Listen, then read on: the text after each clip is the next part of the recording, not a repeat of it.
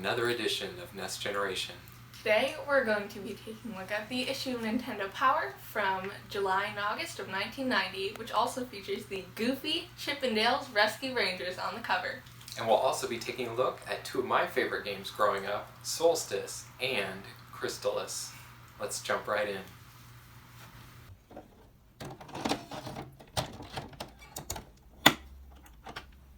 So we're taking a look at Rescue Rangers on the NES, a game based on a cartoon by Disney. There was the Disney Afternoon when I was growing up, so there was a whole series of cartoons that they would play. So it's based on the characters in the show. The Rescue Rangers are sort of a, I'd say like a detective group, and they like solve mysteries. So it's a 2D platformer, some interesting things in that you can pick up items and throw them. I guess that's a pretty good intro. So what were your thoughts on Rescue Rangers, Laurel? I didn't really get like the nostalgic factor because I never watched any of the Chip 'n Dale stuff growing up. I guess growing up, before even Rescue Rangers, I saw like there's all the classic like holiday Chip 'n Dale, right. Mickey Mouse cartoons and things. Yeah. But they sort of took those characters and then made them into their own. In this one, they're a little more serious. Detective-y.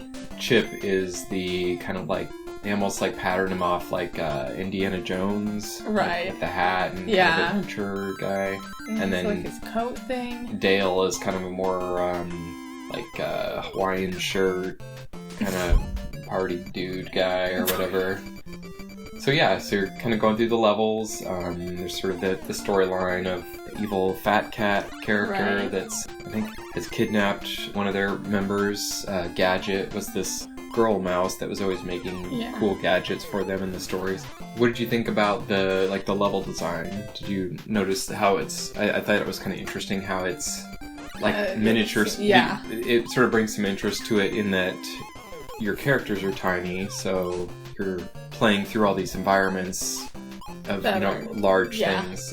There's been some interesting games in more recent times, especially like where there was kind of that concept of being like in a kid's bedroom, but you're like a little tiny toy or whatever, and able to explore like Chibi Robo on the GameCube. I love that game so much. Yeah.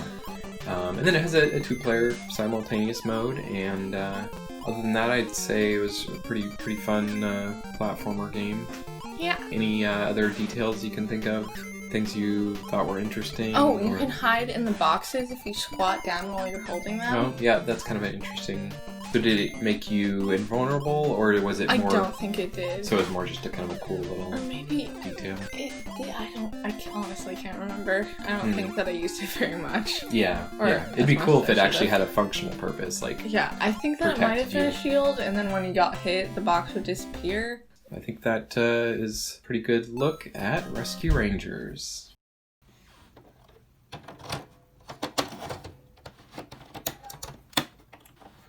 Crystalis, or Crystalis, is a RPG on the NES. This was probably one of the games I played the most growing up.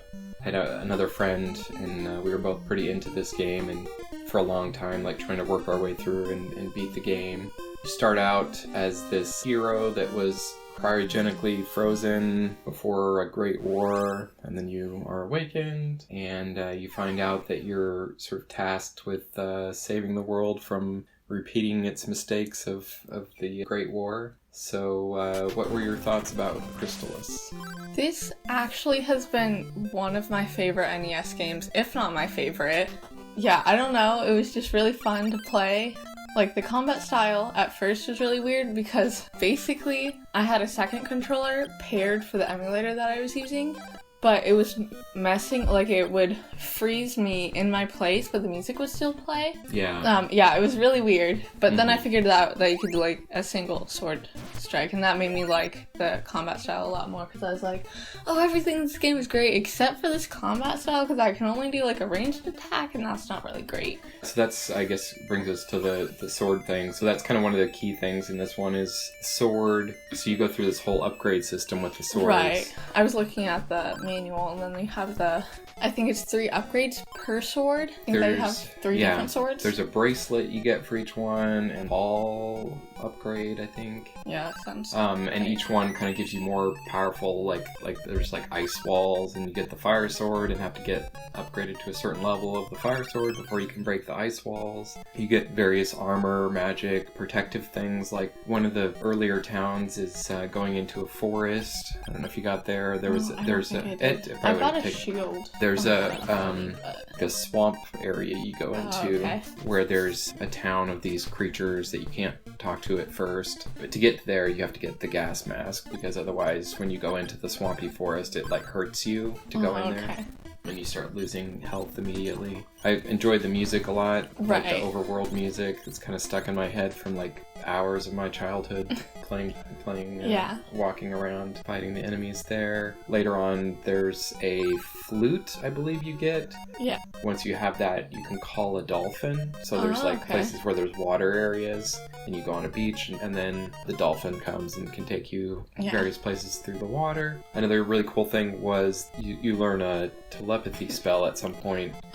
And then you can communicate with the wise men and get hints about how to do various things. Like if you get stuck, they'll say you should visit the town of such and such or whatever. Nice. So that was kind of a cool way to like have hints built into the game. And then another interesting thing that you probably didn't get to, but there's a town of Joel. I think I saw like in sign game for it, or they're like, oh yeah, you see. So I think that was when you're a kid, like the weirdest things kind of stick with you or whatever, but you know, it's kind of cool, like, oh, this game has a town named after me, so that was kind of a fun little thing. But yeah, overall, I think until I played Zelda: A Link to the Past on the Super Nintendo, this was my favorite action RPG. Yeah, and this also really reminded me of Zelda, just because it has the same kind of like RPG type feel. The like cryogenically frozen sleep thing really reminded me of Breath of the Wild. Yeah. Because they failed the first time, so then this guy's asleep. That was our look at Crystalis.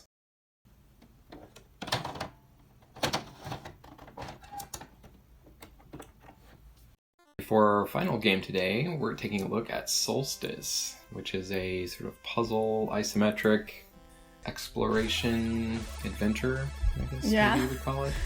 This one, I really love the intro music.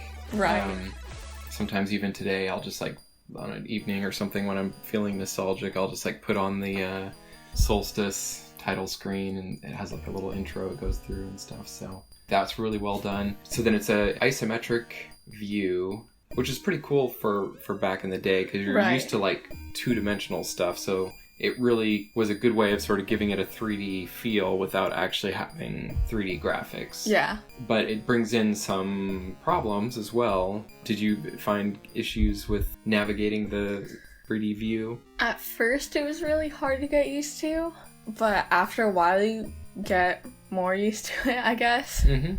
Yeah, I think there's a lot of things, especially with like when you get into like some of the things that are floating in the air, because there's not like shadows under them. It's hard to tell like if they're really high and far back in the room, or if they're like low and, you know, like because it's hard to get a context of like where they actually are when they're floating. Things that are touching the ground, it's easier because you can, and actually even some of them it can be confusing if they look like they're resting on the ground, but they're actually above the ground. Right. There's definitely some quirkiness with the isometric stuff, but overall I think it is a really cool way of adding depth to the game and really making it feel like an actual physical space you're in versus like a lot of the 2D platforms.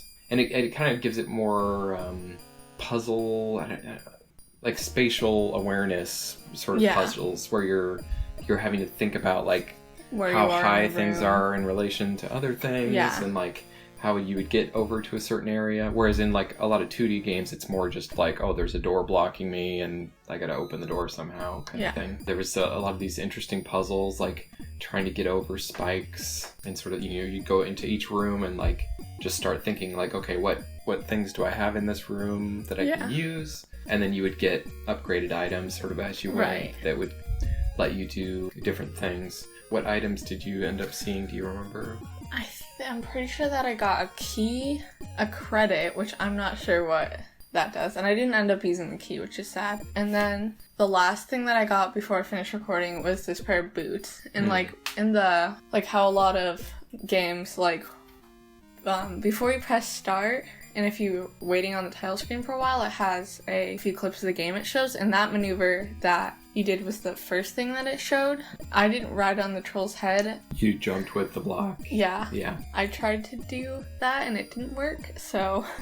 Yeah, that's definitely one interesting thing that this and a lot of other games did was in the intro would kind of give you little hints about things to do.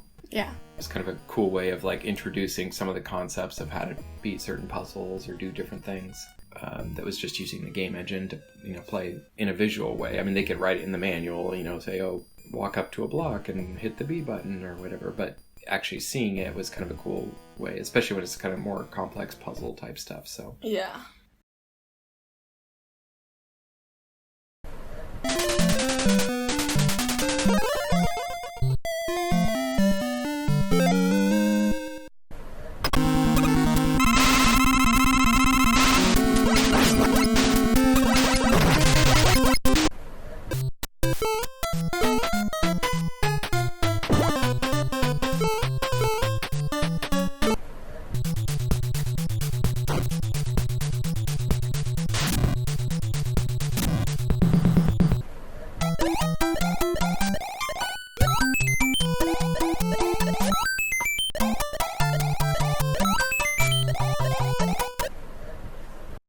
Thanks for joining us on another edition of Next Generation.